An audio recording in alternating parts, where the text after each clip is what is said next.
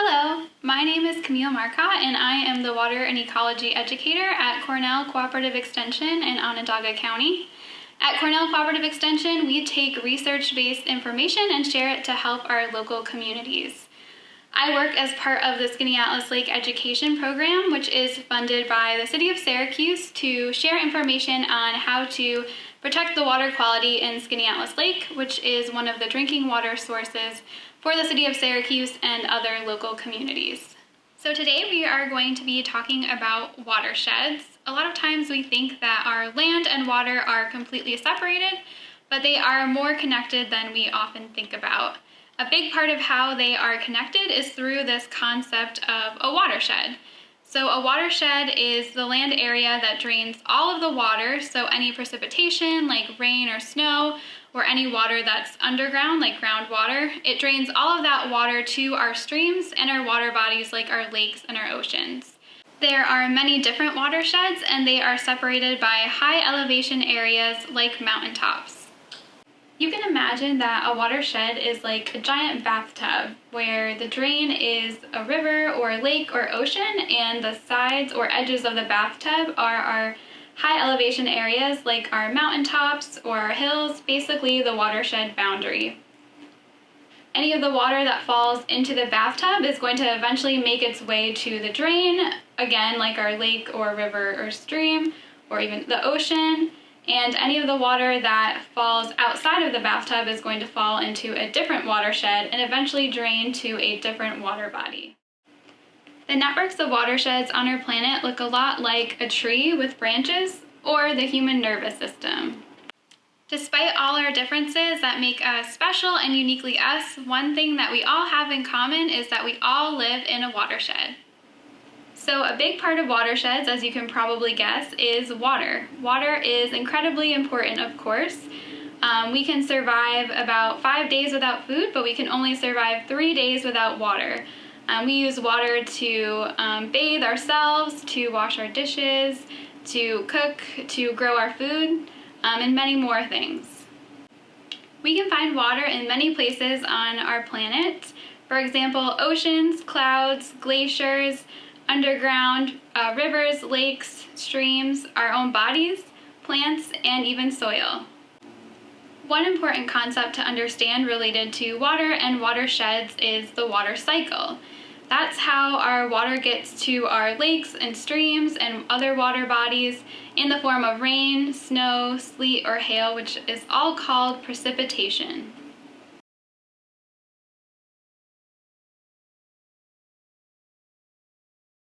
However, water doesn't always just fall directly into our rivers, lakes, and streams. Sometimes it does, but other times it can fall onto the ground or land where a few different things can happen. It can either seep into the ground, which is called infiltration, or it can travel over the land, which is called runoff. These are two very important parts of the water cycle. So, what happens when water seeps into the ground? It becomes groundwater. Pretty much all of the land on Earth has water underneath it, and we can actually pump that water directly up to the surface and use it, just like you do if you have a well at your home. So what happens to the water that doesn't seep or sink into the ground? What happens to that water that travels over the landscape? Where does that runoff go? Well, gravity will cause water to travel down to lower points where it will eventually become part of our lakes, streams, oceans, and other water bodies, or it will sink into the ground and become groundwater. Once that water collects in our lakes and streams and puddles, it doesn't just stay there forever. The sun will actually heat that water up, and once it's heated, it will rise into the air, which is called evaporation. This happens because the water is actually transforming from a liquid, like the water that we drink, into a gas called water vapor. Once it turns into water vapor, it rises into the air, just like how steam rises from a pot of boiling water. If the air is warm enough, the water will actually stay a gas and rise into the atmosphere. Once it's in the atmosphere, the water molecules will collect with dust particles and form clouds. This is called condensation. You can actually see condensation at your own house. Pour a cold glass of water on a warm day and watch. Water forms on the outside of the glass. That water didn't come from inside the glass, it actually came from the air. So water vapor in the warm air turns back into a liquid once it touches the cold glass. When so much water has condensed that the air can't hold it anymore, the clouds get heavy. As water in the clouds cools, it becomes a liquid again and falls to the earth in the form of precipitation like rain, snow, sleet, or hail. So, once it falls to the earth as rain, snow, sleet, or hail, where does that water go? Again, it can sink into the ground and become groundwater, it can heat up and evaporate, it can be used by us as humans, or it can travel over the land as runoff and eventually make its way into our rivers, lakes, and water bodies. That's why it's called the water cycle, because it is constantly happening. So this is an example of a town so you can better understand how a watershed works within our communities and where water goes once it falls to the earth. I'm going to have everyone help me build out this town. They are going to place houses, cars, farms, cows, fences, a factory, etc., all things that you find in a town on this plastic model. Then we are going to see what happens when it rains in this town.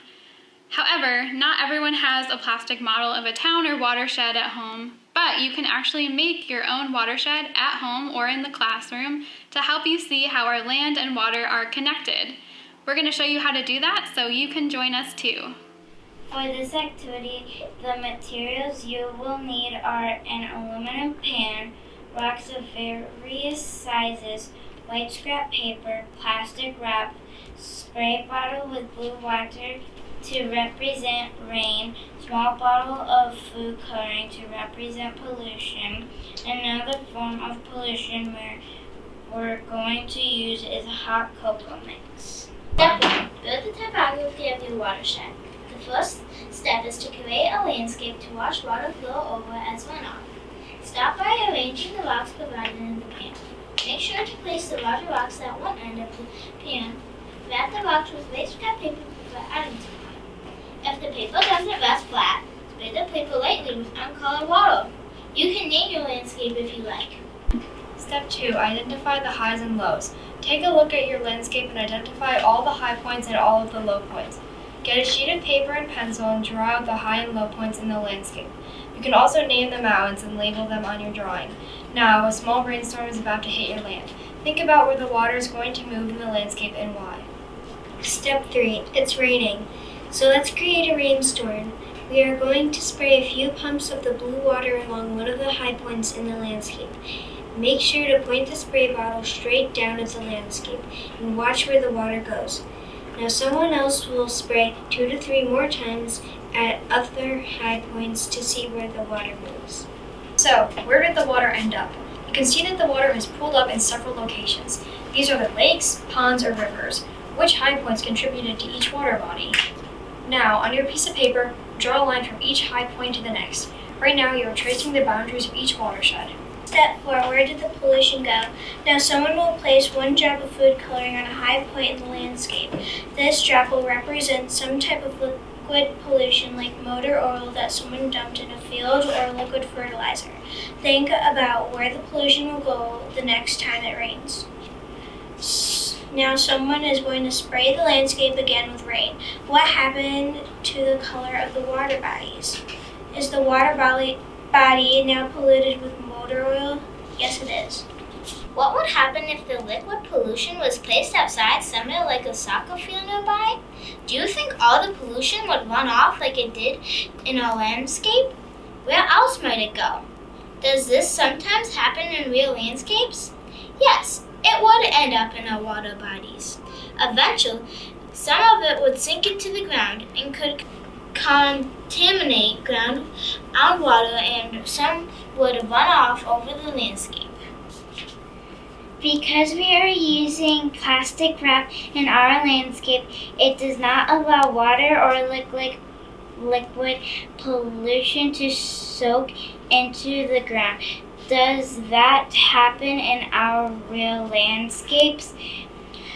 What types of surface in the landscapes do not allow water or other liquids to seep into the ground? Yes, some examples include pavement, sidewalks, buildings, parking lots. We're going to repeat this process with hot cocoa powder. Someone is going to add the powder to the landscape to represent solid pollution like trash. Once again, I want you to think about what will happen when it rains. Do you notice, where does the pollution end up? The pollution ended up getting carried into the water bodies. That is because our land and water are connected. Remember when we talked about the water cycle, not everything can sink into the ground, although some will along with some of the pollution, so it runs over to the land carrying the trash and pollution with it to our rivers, lakes, and oceans. So we just finished an activity to show how a watershed works. So who can tell me what a watershed is? All the land area where all of the water that falls into a drain into a particular water body is a watershed. When you were tracing all of the land that drained water to each particular water body on your temporary landscape model, you were actually outlining the watershed for each of those water bodies. You also saw what happens when there is some type of liquid or solid pollution on our landscape. So what happens to pollution in the models? Where did it go? Eventually, it made its way into the lakes and other water bodies on our models. Do you think the same thing happens on land? Can polluting the land impact our water? Why? Yes, exactly. There's a connection between our land and water. The things that we do on our land can have a big impact on how clean our water is. There are many different water bodies in Onondaga County, like Onondaga Lake, Skinny Atlas Lake, and Green Lake. Each of those water bodies has their own watershed. Just like you saw in the activity, each water body can get polluted with stuff from the land. What are some ways that we can stop our lakes and water bodies from getting polluted? When you see trash, pick it up for good environment.